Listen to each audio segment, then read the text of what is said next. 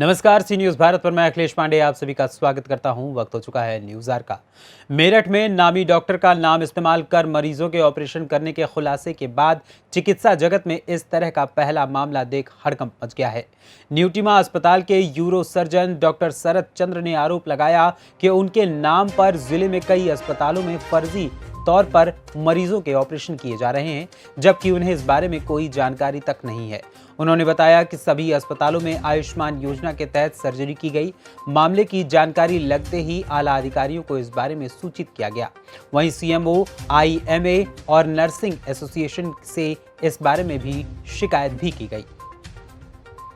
गढ़ रोड स्थित एक अस्पताल में मुरलीपुर निवासी देवेंद्र नाम के मरीज की सर्जरी की गई। मरीज के तीमारदार शेखर ने बताया कि उनके एक परिचित निःशुल्क इलाज करवाने के नाम पर उन्हें इस अस्पताल में लाए थे। मरीज को पेट में दर्द की शिकायत थी। यहां जांच के बाद मौजूद चिकित्सक ने उन्हें ऑपरेशन करवाने की सलाह दी। इसके बाद मरीज का 17 जुलाई 2022 को ऑपरेशन किया गया। शेखर ने बताया कि उन्हें 20 जुलाई को डिस्चार्ज कर दिया गया। मरीज को यूरिन की जगह खून आ रहा था, जिसके बाद मरीज को वापस उसी अस्पताल में भर्ती करवाया गया। शेखर ने आरोप लगाया कि इस दौरान न तो चिकित्सक मरीज को देखने आए और न ही उसे इलाज दिया गया। शाम तक मरीज का शरीर ठंडा पड़ने लगा तो तीमारदारों ने मरीज को गुरुवार सुबह करीब 5 बजे न्यूटिमा अस्पताल में भर्ती करवाया। डॉक्टर शरद का नाम केवल मेरठ जनपद में ही नहीं इस्तेमाल किया गया, बल्कि उनके फर्जी कागज और मुहर के सहारे कई अस्पतालों में आयुष्मान इलाज के नाम पर अपना पंजीकरण कराकर पैनल ले लिया गया। ये सारे ऑपरेशन भी आयुष्मान योजना के तहत किए जा रहे थे। न्यूटिमा अस्पताल में मरीज को जब डॉक्टर शरद चंद्र के पास रेफर किया गया तो उन्होंने उस अस्पताल से दी गई डिस्चार्ज स्लिप देखी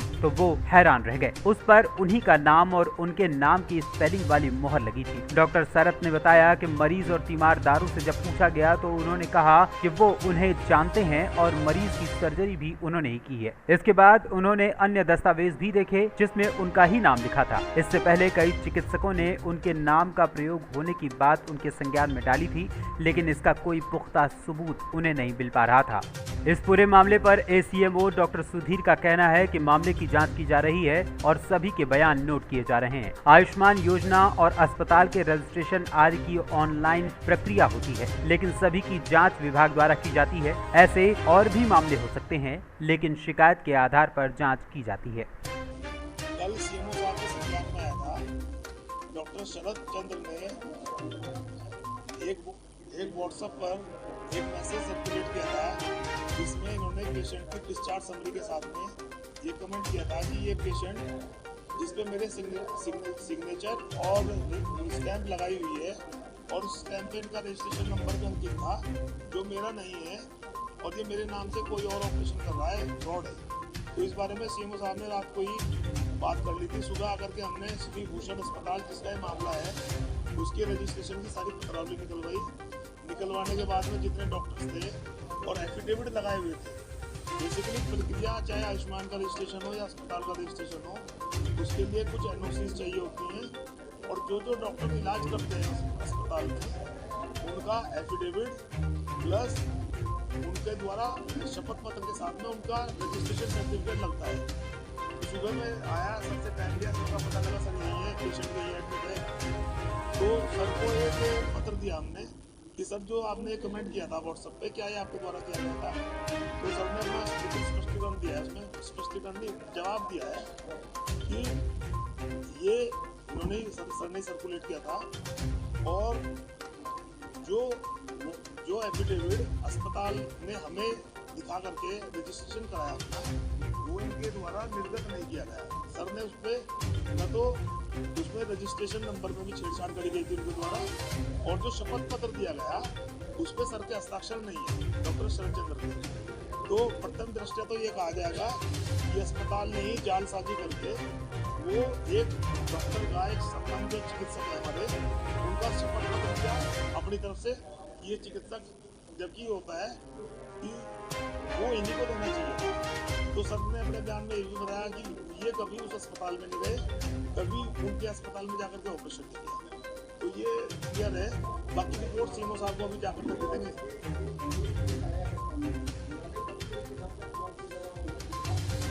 सर कोई भी मामला सर क्रॉस चेक बीच में करते रहते हैं, अस्पताल के इन्फॉर्मेशन भी होते हैं, लेकिन कोई भी मामला संज्ञान में आने पर तो बख्शा नहीं जाता। कोई एक मामला ये बता दे कि ये मामला आपको संज्ञान में दिया गया था या उस पर कार्रवाई ना हुई।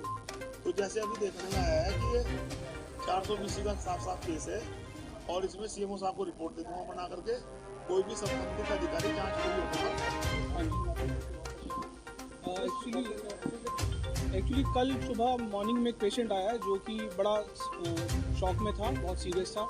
उसको ब्लीडिंग हो रही थी और वो पेशाब नहीं कर पा रहा था और उसका पल्स लेस बीपी लेस मरीज़ था। उसके पहले हमने सबसे पहले जान बचाई, उसको फूड वगैरह दे के रिससिटेट किया। उसके बाद हमने उससे पड़ताल की भाई क्या हुआ कैसे हुआ, तो उसने बताया कि उसका ऑपरेशन गदूर का ऑपरेशन कहीं बाहर किया गया है और अभी उसके बाद ये प्रॉब्लम हुई तो वो यहाँ आया है। जब हमने उससे इंक्वायरी करके पूछा कि पुराने कागज़ दिखाओ, अपने डिस्चार्ज कार्ड दिखाओ, किस चीज़ का ऑपरेशन हुआ है, कहाँ हुआ है, तो जो उसने डिस्चार्ज कार्ड मेरे हाथ में दिया उसे देखकर मैं हैरान रह गया क्योंकि उस डिस्चार्ज कार्ड के ऊपर डॉक्टर इंचार्ज में मेरा नाम लिखा हुआ था और उसमें नीचे मेरा स्टैंप लगा के रजिस्ट्रेशन नंबर के साथ में, जो कि गलत था, मेरा एक फर्जी साइन कर रखा था।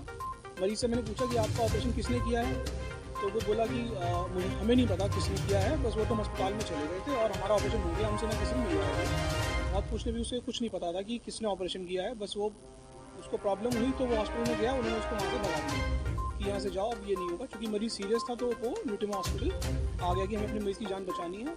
जब उससे हमने पूछा कि कैसे हुआ ऑपरेशन वहाँ, तो उसने बताया कि हमारा ऑपरेशन वहाँ आयुष्मान योजना के अंतर्गत किया गया था और जब हम दोबारा गए तो उन्होंने हमें ट्रीट करने से मना कर दिया क्योंकि मरीज सीरियस था, सिक था, तो ऑब्वियसली उसको अपने किसी अच्छे अस्पताल में आना था, तो वो न्यूटिमा हॉस्पिटल आ गया। फिर जब मैंने उस हॉस्पिटल के ओनर से बात की कि भाई ये आपने कैसे करके मेरे नाम से डिस्चार्ज दिया, ना तो मरीज़ मुझे जानता है ना मैं उसे जानता हूँ, फिर कैसे, तो उन्होंने मुझसे माफ़ी मांगनी शुरू कर दी कि हमसे गलती हो गई और हमने बड़ी गलती से ये कर दिया, आगे आइंदा ऐसा काम कभी नहीं होगा। तो इतना ही सब होने के बाद नहीं, मुझे ये भी नहीं पता कि वो अस्पताल कहाँ है, किस जगह है, बिल्कुल नहीं मालूम मुझे। नाम भी मैंने उसका कल पहली बार ही सुना था हॉस्पिटल का।